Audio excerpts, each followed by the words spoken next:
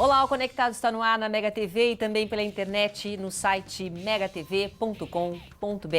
Está começando a nossa edição sobre política internacional. Os principais fatos do mundo são analisados aqui pelo nosso convidado especial, cientista político e analista de conflitos internacionais, Reni Ozzi-Cukier. Boa tarde, Reni. Boa tarde, Silvia. Boa tarde a todos. O tema do Conectado de hoje é sobre os ataques simultâneos que aconteceram nesta sexta-feira em 3 países diferentes. No total, mais de 60 pessoas morreram na França, na Tunísia e no Kuwait. O grupo terrorista Estado Islâmico assumiu a autoria de um dos ataques, mas autoridades acreditam que ele seja responsável por todos. Reni, se isso for comprovado, então o Estado Islâmico tem muito mais alcance do que se esperava? Não sei no total, mas com certeza o fato dele ter chegado no Kuwait é muito relevante, Silvia. Esse é o nosso assunto de hoje. O Conectado está começando.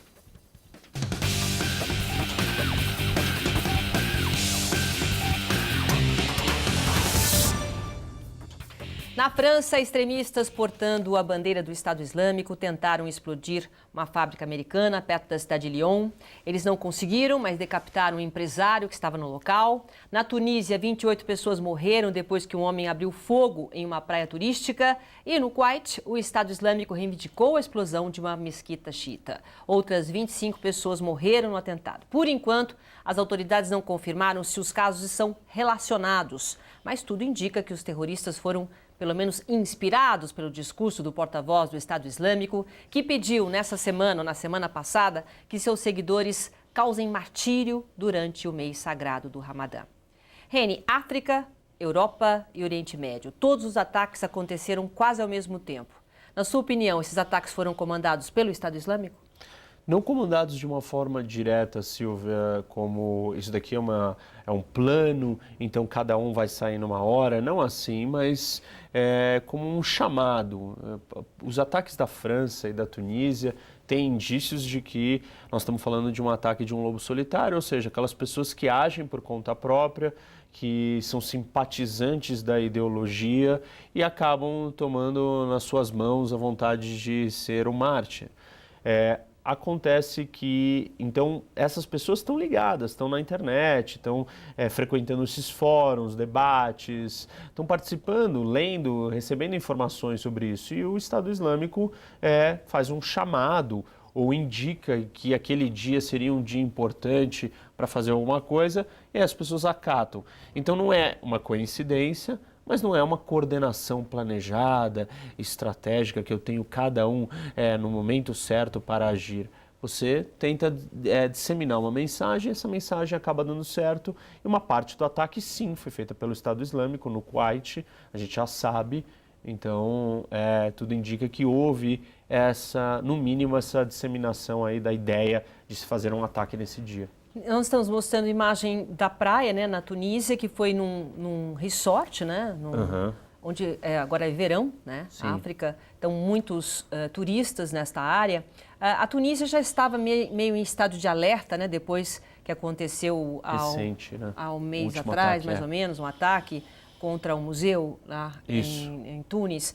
Quer dizer, especificamente a Tunísia já era um foco ou não? Para a gente falar separadamente dos acontecimentos. A Tunísia é onde começa a Primavera Árabe, mas de todos os países que passaram pela Revolução ou pela turbulência, foi o que se mostrou um pouco mais sólido ou robusto, capaz de seguir num trilho mais ou menos normal. Apesar disso, a instabilidade gerada pelas questões religiosas existe dentro do país. O último ataque no mês passado mostra isso. E a Tunísia é um dos países que mais enviou jovens para lutar ao lado do Estado Islâmico. Quer dizer, acreditava na ideologia, então? Ou seja, você tem muita gente dentro do país que simpatiza com a causa do Estado Islâmico e, inclusive, abandonou o país para lutar lá fora. A Tunísia, por si só, o seu sistema político, não implodiu, mas está se mostrando cada vez mais difícil de se manter de pé nessa situação onde você tem tantos jovens que gostam do Estado Islâmico e ataques terroristas dessa magnitude recorrentes. É um perigo, porque a economia da Tunísia depende do turismo e o turismo está prejudicado.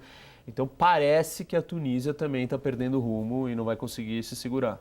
Em relação à França, o fato de também ter na Europa, você acha que pode ter uma ligação? A bandeira era mesmo do Estado Islâmico, foi comprovado? É uma bandeira que é associada. Decapitação, a gente já associa. O empresário foi decapitado, então a gente de alguma forma já associa algum tipo de inspiração do Estado Islâmico. Com certeza, mas a Al-Qaeda também pratica ou promove esse tipo de ataque de inspiração.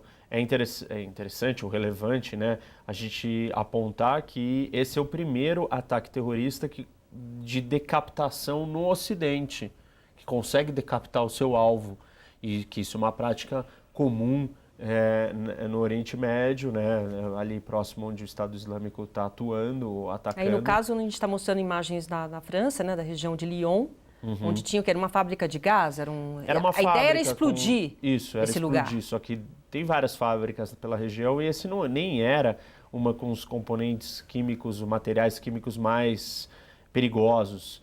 Então mostra que existia um certo amadorismo, até porque não foi bem sucedido na explosão, escolheu uma das fábricas com os componentes químicos que não são os piores. Mostra que talvez isso é um ato isolado de alguém que não se planejou, não pensou muito bem o que ia fazer, apenas agiu com o que tinha na mão, uma faca e o carro, no caso, né? Porque ele estava num carro e entrou com uma faca. Então, para o terrorismo, isso já é suficiente para causar um belo de um estrago.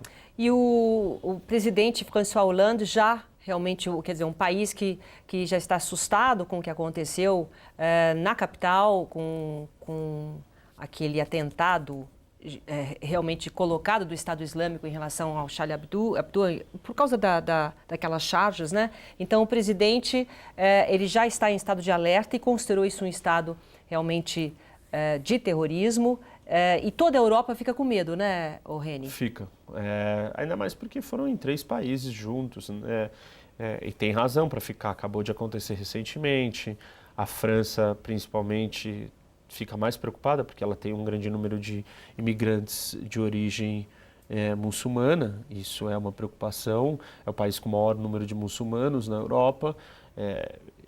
Essa ideologia, ela só ganha, ela só cresce com essas pessoas que acreditam nisso ou que têm alguma ligação histórica. Isso não quer dizer que todos ali, ou nem de perto, uma maioria, esteja alinhado com essa ideologia, mas quem vai seguir isso. Não dá para dizer que um budista vai seguir a ideologia do radical islâmica jihadista.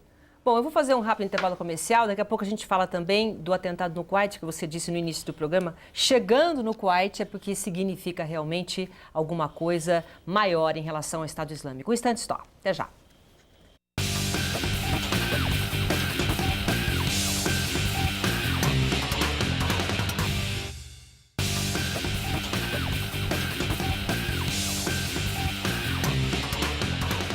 Conectado está de volta com Reni Oz-Cuquier, analisando os ataques que aconteceram hoje na Europa, na África do Norte e também na Tunísia. E a gente falou de alguma razão, né, que possa levar a que todos esses ataques tenham sido planejados pelo Estado Islâmico, mas o que chamou a atenção, né, Reni, foi em relação ao ataque ao Kuwait. Sim, porque o Kuwait, Silvia, de todos os países do Oriente Médio que passaram por essa turbulência depois da Primavera Árabe, os países que são monarquias, as monarquias do Golfo, que são países pequenos, com muito petróleo, bem ricos, não foram afetados. O maior de todos eles é a Arábia Saudita, que está sendo um pouco afetada, mas tem se mantido muito estável em comparação com todos os outros, com Líbia, com Egito, com Iêmen, até mesmo com Turquia, que é um país democrático, então passou por momentos de protestos e tal.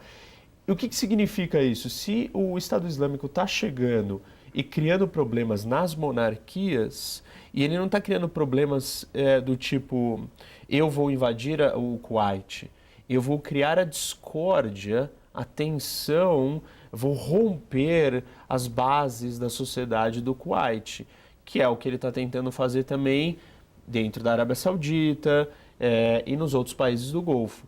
Quando ele consegue fazer isso no Kuwait, então se torna preocupante, porque a estratégia do Estado Islâmico é criar essa divisão e incendiar essa tensão que já existe entre as duas grandes facções islâmicas, que são as duas vertentes da religião, o sunismo e o xiismo. Então tem os sunitas e os xiitas. Você acha que esses atentados foram um golpe contra os muçulmanos que comemoram o mês do Ramadã? Mas no caso, os sunitas também não comemoram o mês sagrado? Comemoram, mas existe essa divisão interna no mundo islâmico entre os sunitas e os xiitas. Seria mais ou menos que nem protestantes e católicos. E aí cada um tem uma interpretação. E para os sunitas, os xiitas eles são tão infiéis ou tão pecadores ou impuros, ou seja qual for a denominação religiosa que eles usem, quanto os católicos para eles. Então eles são inimigos também do mesmo jeito. Só que a partir do momento que você ataca uma mesquita xiita, a tendência é que os xiitas se agrupem e queiram responder e fazer justiça com as próprias mãos. E aí você transforma o Kuwait, ou qualquer país que está sob essa tensão... Tira a paz, né, do lugar. Você cria uma guerra civil no país. E o Estado Islâmico ele só cresce se ele tiver um terreno fértil... esses conflitos. Onde precise de alguém usando a força, e aí ele é necessário. Então, para o Estado Islâmico, é ótimo que tenha uma guerra civil derruba o governo, aí você está vivendo um estado de caos total. E o caos é fácil de entrar, né? Ele entra e é necessário. A gente não pode esquecer que o Estado Islâmico é um produto, uma criação em grande parte da situação do conflito do Iraque, que era uma guerra civil entre os sunitas e os xiitas. E aí nasce o Estado Islâmico e a população precisa do Estado Islâmico e até aceita ele porque fala, bom, eu vou ser massacrado pelos xiitas, então que venha o Estado Islâmico para me defender. Agora, Reni, a coalizão internacional, ela continua promovendo ataques no Iraque, na Síria, para tentar combater esses membros do Estado Islâmico. Mas enquanto eles estão lá, os insurgentes estão promovendo ataques em diversos outros países, como a gente viu em vários continentes, como nós acabamos de acompanhar. Na teoria de guerra, a gente sabe quem é o inimigo e sabe onde atacar esse inimigo. Depois de hoje, ficou provado que essa estratégia não funciona para o terrorismo? Como é que faz? Existe um jeito melhor de combater o terrorismo, Reni? É que o Estado Islâmico ele não é só um grupo terrorista, ele é como o nome já diz, Estado, então ele é um país. Ele é muito mais que um grupo terrorista. A gente percebeu que não tem um lugar lá. Pode jogar bomba lá, então, atacar lá, mas eles estão espalhados. Ele tem, mas é que nem você virar e falar assim, eu vou atacar o país inteiro, você vai matar todo mundo do país? Não, não dá. Você vai ter que entrar com tropas, com soldados e lutar contra eles. E aí a pergunta é quem é que vai lutar, quem vai ser essas tropas, quem está disposto a morrer por essa causa. Os americanos tentaram criar uma coalizão, um grupo de aliados, aonde parte dos países árabes viessem para lutar e colocar os seus soldados ali. Muitos deles não estão participando. A Turquia, que é o mais forte de todos os países ali da região, que teria maiores condições, que está na fronteira com a Síria, que o Estado Islâmico está próximo, ela não quer se envolver com o Estado Islâmico, ela não quer entrar nessa briga. Então isso dificulta. Bombardeio não vai destruir o Estado Islâmico, você precisa de soldados lutando. Os curdos estão fazendo parte desse papel, mas eles também não são equipados, não tem armamento para combater o Estado Islâmico, e aí os sunitas, os xiitas, os turcos, os sírios, ninguém quer que permitam que esses curdos sejam armados, e a confusão do Oriente Médio, né? É muito complicado. Isso quer dizer que a sensação que a gente tem é de total insegurança e que o terrorismo, esse alerta de segurança é mundial, né, Reni? Sim, o Estado Islâmico não enxerga fronteiras e ainda mais se você tem pessoas que simpatizam com uma ideologia radical dessas, você não precisa estar ligado ao grupo, não precisa ser um membro da organização, uma célula, como a gente diz, adormecida, basta você gostar da ideologia e um dia achar que você vai cometer justiça através de um ato de violência. Muito bem. Reni, obrigada mais uma vez pela sua Silvia. presença aqui. Boa tarde a todos.